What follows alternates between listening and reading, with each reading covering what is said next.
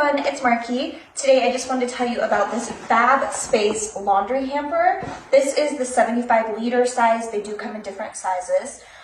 This is waterproof, so you can easily put like wet clothes or wet laundry in it and it's not going to ruin the bag or seep through.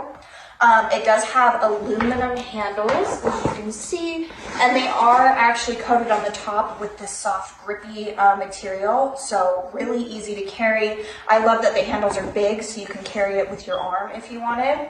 It's really lightweight, but it is a really nice, durable canvas material. It does stand upright on its own, even when it's empty. There's nothing in there right now. It does hold quite a bit.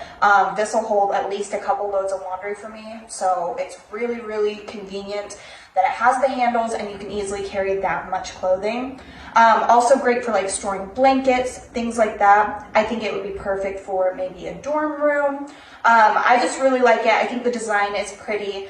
It is reinforced with little, if you can see, little button fasteners on the handles, so those aren't going to break on you. I've had other ones that have like fabric handles.